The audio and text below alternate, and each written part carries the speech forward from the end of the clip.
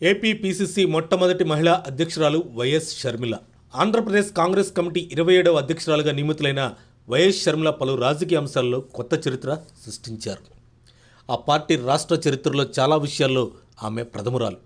ఆంధ్రప్రదేశ్ ఆవిర్భవించిన నాటి నుంచి మహిళలు ఏపీ కాంగ్రెస్ పగ్గాలను ఇంతవరకు ఎవరూ చేపట్టలేదు. ఈ అరుదైన ఘనత వైఎస్ షర్మిల దక్కించుకున్నారు. ఆంధ్రప్రదేశ్ కాంగ్రెస్ పార్టీ అధ్యక్ష పదవిని చేపట్టిన నేతల వారసులెవరూ ఆ పదవిని దక్కించుకోలేకపోయారు.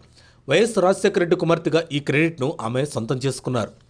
వైఎస్ 1983-85లోను 1998-2000 సంవత్సరంలోనూ పీసీసీ అధ్యక్షుడిగా పనిచేశారు.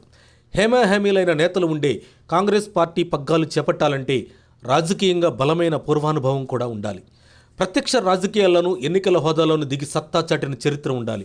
కానీ కాంగ్రెస్ పార్టీలో ఏ పదవిని చేపట్టకుండా ఎన్నికల బరిలో దిగకుండానే పీసీసీ పగ్గాలు షర్మిలను వరించడం మరో ఆసక్తికర అంశం.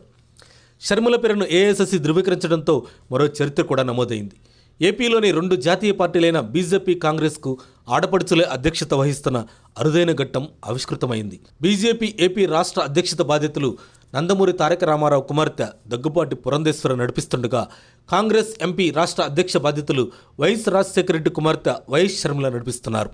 పురంధేశ్వరి, షర్మిల తండ్రులు నందమూరి తారక రామారావు, వైఎస్ రాజశేఖర రెడ్డి. వీరిరువురు మాజీ ముఖ్యమంత్రులు కావటం మరో విశేషం. ఇక ఒకే రాజకీయ కుటుంబం నుంచి వచ్చిన ఇద్దరు 2 రాజకీయ పార్టీలకు అధ్యక్షులుగా ఉండటం గమనార్హం. వైఎస్ కుమారుడు YS Jaganmohan Reddy YCP party అధినేత కాగా, కుమార్తె వైఎస్ షర్మిల ఏపీ పీసీసీ అధ్యక్షురాలిగా సారథ్యం నిర్వహిస్తున్నారు. మరిన్ని అప్డేట్స్ కోసం మా కాయ్ టీవీని సబ్స్క్రైబ్ చేసుకోండి. మా వీడియో కనుక మీకు నచ్చినట్లయితే లైక్ చేయండి, షేర్ చేయండి. మీ విలువైన అభిప్రాయాలను కామెంట్ బాక్స్లో తెలియజేయండి.